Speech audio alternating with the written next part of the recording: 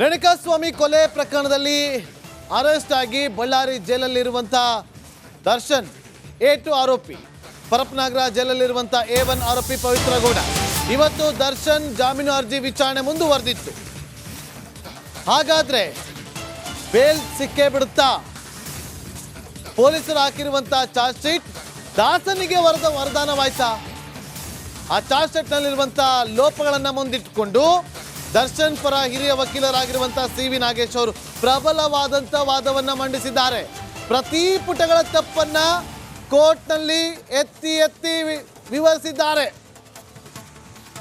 ಪ್ರತಿಯೊಂದು loop holes ಅನ್ನ, ಪ್ರತಿಯೊಂದು ಲೋಪಗಳನ್ನ ಯಾಕೀಗಾಗಿದೆ ಅಂತೇಳಿ ಪ್ರಶ್ನೆ ಮಾಡೋ ಮೂಲಕ ಕೋರ್ಟ್ನಲ್ಲಿ ಮುಂದಿಟ್ಟಿದ್ದಾರೆ ದರ್ಶನ್ ಪರ ವಕೀಲರಾಗಿರುವಂತಹ CV ನಾಗೇಶ್ ಅವರು. 12ವರೆಗೆ ತಮ್ಮ ವಾದವನ್ನ ಮಂಡನೆ ಮಾಡೋದಕ್ಕೆ ಮುಂದಾಗ್ತಾರೆ.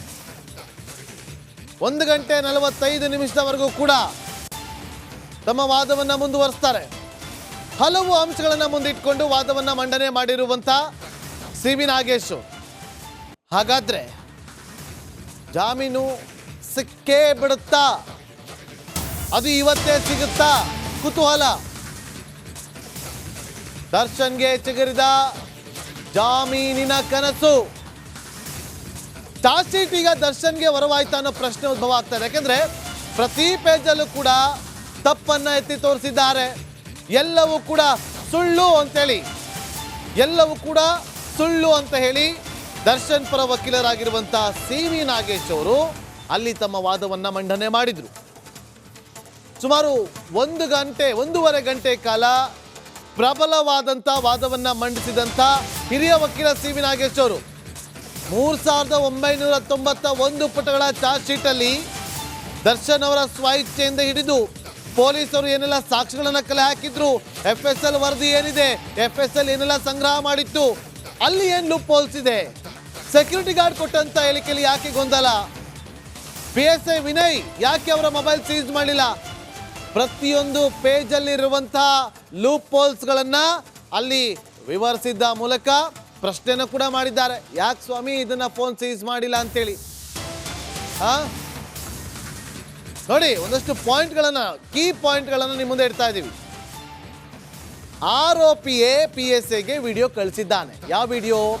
ಸೆಕ್ಯೂರಿಟಿ ಗಾರ್ಡ್ ರೂಮಲ್ಲಿ CC ಕ್ಯಾಮ್ರಾ ಇತ್ತಲ್ಲ, ಆ ವಿಡಿಯೋವನ್ನ ಕಳಿಸಿದ್ದಾನೆ. ಸೆಕೆಂಡ್ ಪಾಯಿಂಟ್, ಮಣ್ಣಲ್ಲಿ ಬ್ಲಡ್ ಸ್ಯಾಂಪಲ್ ಇರುವ ವರದಿ ಇದೆ. ಮಣ್ಣಲ್ಲಿ ಬ್ಲಡ್ ಸ್ಯಾಂಪಲ್ ಇರುವಂತ ವರದಿ ಇದೆ. ರಕ್ತ ಇದ್ದ ಮಣ್ಣು ಹೋದ್ರೆ ಕಾಣಬೇಕಿತ್ತು, ಕಾಣಲಿಲ್ಲ. CCTV ದೃಶ್ಯಾವಳಿಯಲ್ಲಿ ಕಂಟೆಂಟೇ ಇಲ್ಲ. CCTV DVR ಅನ್ನ ಸೀಸ್ ಮಾಡಿದೀವಿ ಅಂತ ಹೇಳಿದ್ದಾರೆ. ಚಲನವಲನ ಇದೆ ಅಂತ ಹೇಳಿದ್ದಾರೆ, ಕಂಟೆಂಟೇ ಇಲ್ಲ ಅಲ್ಲಿ ಅಂತೇಳಿ ಅವರು ಪ್ರಬಲವಾಗಿ ವಾದವನ್ನ ಮಂಡಿಸಿದ್ದಾರೆ. 122 ಬಾರಿ 17 ಆರೋಪಿಗಳ ಪೈಕಿ ಒಬ್ಬ ಆರೋಪಿಯಾಗಿರುವಂತ ಪ್ರದೋಷ್ ಸಬ್ ಇನ್ಸ್ಪೆಕ್ಟರ್ ವಿನಯ್ ಜೊತೆ ಮಾತಾಡಿದ್ದಾರೆ.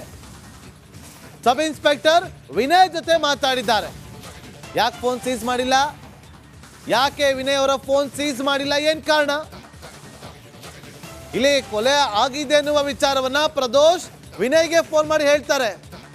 ವಿನಯ್ಗೆ ಎಲ್ಲೋ ಇರುವಂತ ವಿನಯ್ ಗೊತ್ತಾಗುತ್ತೆ. ಆದ್ರೆ 4 ದಿನ ಆದ್ಮೇಲೆ ಪಂಚನಾಮೆ ಆಗುತ್ತೆ. ಪಂಚನಾಮೆಯಲ್ಲಿ ರಕ್ತದ ಕಲೆ ಇದೆ ಅಂತಾರೆ. ಅಲ್ಲಿ ನೋಡಿದ್ರೆ ಮಣ್ಣನ್ನ ಕಲೆಕ್ಟ್ ಮಾಡಿದ್ದಾರೆ. FSL ರಿಪೋರ್ಟ್ ಇಲ್ಲ ಅಂತಾರೆ. ಕನ್ಫ್ಯೂಷನ್ ನೋಡಿ ಎಷ್ಟಿದೆ ಅಂತೇಳಿ ತೋರಿಸಿರೋದು. ಹಾಗಾದ್ರೆ ಯಾವ್ದು ಸರಿ, ಯಾವ್ದು ತಪ್ಪು, ಯಾಕೆ ಇಷ್ಟೊಂದು ಗೊಂದಲ ಮಾಡಿಟ್ಟಿದ್ದಾರೆ ಅನ್ನೋ ಅಂಶಗಳನ್ನ ಅಲ್ಲಿ ಮುಂದಿಟ್ಟಿದ್ದಾರೆ. ಅಷ್ಟೇ ಅಲ್ಲ, ದಾಖಲೆಗಳನ್ನ ತಪ್ಪಾಗಿ ಸೃಷ್ಟಿಸಿದ್ದಾರೆ ಅಂತಲೂ ಕೂಡ ಅವರು ವಾದವನ್ನ ಮಂಡಿಸಿದ್ದಾರೆ. ಗೊತ್ತಾಗ್ತಾ ಇದೆ, ಇಲ್ಲಿ ಚಾರ್ಜ್ ಶೀಟ್ನ ಪ್ರತಿಯನ್ನು ನೋಡಿದಾಗ ಎಲ್ಲವೂ ಕೂಡ ಗೊತ್ತಾಗ್ತಾ ಇದೆ. ನೆಲದ ಮೇಲೆ ರಕ್ತ ಇರುವ ಉಲ್ಲೇಖ ಇಲ್ಲ. ನೋಡಿ, ಅವರು ಹೇಳ್ತಿರೋದು ನೋಡಿ, ಮಣ್ಣನ್ನ ನಾವು ಕಲೆಕ್ಟ್ ಮಾಡಿದ್ವಿ ಅಂತ ಹೇಳಿದ್ರು FSL ವರದಿ. ಇಲ್ಲಿ ನೋಡಿದ್ರೆ ರಕ್ತ ಇತ್ತು ಅಂತ ಹೇಳಿದ್ರು. ರಕ್ತದ ಮಾದರಿ ಇರುವಂತ ಮಣ್ಣನ್ನ ಅಂತ ಅಲ್ಲಿ ಉಲ್ಲೇಖ ಆಗಿಲ್ಲ. ಮಣ್ಣಲ್ಲಿ ಬ್ಲಡ್ ಸ್ಯಾಂಪಲ್ ಇರುವ ಬಗ್ಗೆ ವರದಿ ಇದೆ. ರಕ್ತ ಇದ್ದ ಮಣ್ಣು ಇದ್ರೆ ಕಾಣಬೇಕಿತ್ತು. ಯೂಶಲಿ ಕಾಣೋದಿಲ್ಲ. ಯಾಕೆ 4 ದಿನ ಆದ್ಮೇಲೆ ಪಂಚನಾಮೆಗೆ ಹೋದ್ರು. ಆಗ ಪೊಲೀಸರು FSL ಟೀಮ್ನ ಕರ್ಕೊಂಡು ಹೋದ್ರು. 4 ದಿನ ರಕ್ತದ ಕಲೆ ಇರುತ್ತಾ? ಗೋಡೆ ಮೇಲೆ ಎಲ್ಲಾದ್ರೂ ಇದ್ರೆ ಅದೊಂದು ಸ್ವಲ್ಪ ಕಾಣುತ್ತೆ, ಮಣ್ಣಲ್ಲಿದ್ರೆ ಅದು ಮಿಕ್ಸ್ ಆಗೋಗಿರುತ್ತೆ. ಹಾಗಾಗಿ ಆ ಒಂದು ಇಡೀ ಮಣ್ಣನ್ನು ತಗೊಂಡು FSL ಅವರು ಕವರ್ಗೆ ಹಾಕೊಂಡು ಹೋಗಿ ಅದನ್ನ ಲ್ಯಾಬ್ನಲ್ಲಿ ಪರೀಕ್ಷೆಯನ್ನು ಮಾಡ್ತಾರೆ. ಸೊ ಹಾಗಾಗಿ ಇಲ್ಲಿ ನೋಡಿ ಅವರದೇ ಹೇಳ್ತಾ ಇರೋದು, ಯಾಕೆ ತಡ ಮಾಡಿದ್ರು 4 ದಿನ ಅಂತೇಳಿ. ಪ್ರದೋಷ್ ಫೋಟೋ ಕಳಿಸಿದ್ದ ಅಂತಾರೆ. ಈ ಬಗ್ಗೆ FSL ಅಲ್ಲಿ ರಿಪೋರ್ಟ್ ಇದೆ. ಆ FSL ರಿಪೋರ್ಟ್ ಚಾರ್ಜ್ ಶೀಟ್ನಲ್ಲಿ ಉಲ್ಲೇಖ ಮಾಡಿದ್ದಾರೆ. ಇವರು ನಿಜವಾಗಿ ತನಿಖೆ ಮಾಡಿದ್ರೆ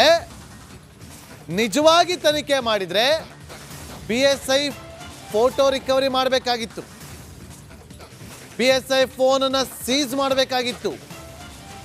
ವಿನಯ್ ಅವರ ಫೋನನ್ನು ಸೀಸ್ ಮಾಡಿ ಅದನ್ನ FSL ಕಳಿಸ್ಬೇಕಿತ್ತು, ಅಥವಾ ಅದನ್ನು ರಿಟ್ರೀವ್ ಮಾಡುವಂತ ಕೆಲಸ ಆಗಬೇಕಿತ್ತು. ಆದರೆ ಇಲ್ಲಿ ಪೊಲೀಸರ ದಡ್ಡತನ ನೋಡಿ ಅಂತೇಳಿ ಪೊಲೀಸರ ತನಿಖೆಯ ದಡ್ಡತನದ ವಿಚಾರವನ್ನ ಕೋರ್ಟ್ ಹಾಲ್ನಲ್ಲಿ ಎತ್ತಿ ತೋರಿಸಿದ್ದಾರೆ CV ನಾಗೇಶ್ ಅವರು. ಕ್ಲಿಯರ್ ಕಟ್ ಆಗಿ ಹೇಳಿದ್ದಾರೆ, ಇದೆಲ್ಲವೂ ಕೂಡ ಸುಳ್ಳು, ಇದೆಲ್ಲವೂ ಕೂಡ ಸೃಷ್ಟಿಸಿರುವಂತ ದಾಖಲೆಗಳು. ಯಾಕೆ ಅಂತೇಳಿ ಒಂದೊಂದಾಗಿ ಪಾಯಿಂಟ್ ಅನ್ನ ಬಿಟ್ಟಿದ್ದಾರೆ. ಒಳ್ಳೆ ಅರ್ಜುನ ಬಾಣ ಬಿಟ್ಟಂತೆ ಒಂದೊಂದೇ ಪಾಯಿಂಟ್ ತಗೊಳ್ಳಿ, ಇದು ತಪ್ಪು, ಈ ಪಾಯಿಂಟ್ ತಗೊಳ್ಳಿ ತಪ್ಪು, ಚಪ್ಲಿ ತಗೊಳ್ಳಿ ಅಲ್ಲೂ ತಪ್ಪು, ಶೂ ಸೀಸ್ ಮಾಡಿದ್ದಾರೆ ಅದು ತಪ್ಪು, ವಿನಯ್ಗೆ ಇನ್ಫಾರ್ಮೇಶನ್ ಇತ್ತು, ಯಾಕೆ ಹಿರಿಯ ಅಧಿಕಾರಿಗಳು ಗೊತ್ತಾಗಿಲ್ಲ, ಎಲ್ಲೋರಂತ ಸಬ್ ಇನ್ಸ್ಪೆಕ್ಟರ್ ಗೊತ್ತಾಗುತ್ತೆ, ಬೇರೆಯವ್ರಿಗೆ ಯಾಕೆ ಗೊತ್ತಾಗಿಲ್ಲ, ತಗೊಳ್ಳಿ ಇದೊಂದು ಬಾಣ. ಅದಾದ್ಮೇಲೆ ವಿನಯ್ ಫೋನ್ ಯಾಕೆ ಸೀಸ್ ಮಾಡಲಿಲ್ಲ, ಬೇರೆ ಆರೋಪಿಗಳದ್ದು ಫೋನ್ ಸೀಸ್ ಮಾಡಿದ್ದೀರಾ. ವಿನಯ್ ನೋಡಿ ಎಷ್ಟು 122 ಬಾರಿ ಕಾಂಟ್ಯಾಕ್ಟ್ ಮಾಡಿದ್ದಾರೆ, ಯಾಕೆ ಸೀಸ್ ಮಾಡಿಲ್ಲ, ಮತ್ತೊಂದು ಬಾಣ ಬಿಟ್ಟರು CV ನಾಗೇಶ್ ಅವರು. ಈಗ ಒಂದೊಂದೇ ಅಸ್ತ್ರಗಳನ್ನ ಬಿಟ್ಟಿದ್ದಾರೆ CV ನಾಗೇಶ್ ಅವರು. ಇದಕ್ಕೆ ಸ್ಪೆಷಲ್ ಪಬ್ಲಿಕ್ ಪ್ರಾಸಿಕ್ಯೂಟರ್ ಆಗಿರುವಂತಹ ಪ್ರಸನ್ನ ಕುಮಾರ್ ಅವರು ಯಾವ ರೀತಿಯಾಗಿ ಪ್ರತ್ಯಾಸ್ತ್ರವನ್ನ ಬಿಡ್ತಾರೆ ಅನ್ನೋದು ಕುತೂಹಲ. ಮತ್ತೊಂದು ಬ್ರೇಕಿಂಗ್ ಅಪ್ಡೇಟ್ ಲಭ್ಯವಾಗ್ತಾ ಇದೆ ನೋಡಿ. ಇಲ್ಲಿ ನಿಮಗೆ ನನ್ನ ಎಡಭಾಗದಲ್ಲಿ CV ನಾಗೇಶ್ವರ ವಾದದ ಬಗ್ಗೆ ಕಂಪ್ಲೀಟ್ ಡೀಟೇಲ್ಸ್ ಅನ್ನು ನಿಮ್ಮ ಮುಂದೆ ಇಡ್ತಾ ಇದ್ದೀವಿ ನೋಡಿ. ಶವ ಪರೀಕ್ಷೆ ಮಾಡೋದಕ್ಕೆ ಯಾಕೆ ತಡ ಮಾಡಿದ್ರು, ಯಾಕೆ ತಡ ಮಾಡಿದ್ಯಾಕೆ, ಪೋಸ್ಟ್ ಮಾರ್ಟಮ್ ಮಾಡೋದಕ್ಕೆ ತಡ ಮಾಡಿದ್ಯಾಕೆ. ಅಲ್ಲೆಲ್ಲ ಮೋರಿ ಪಕ್ಕದಲ್ಲಿ ಸಿಗುತ್ತೆ ರೇಣುಕಾಸ್ವಾಮಿ ಅವರ ಮೃತದೇಹ.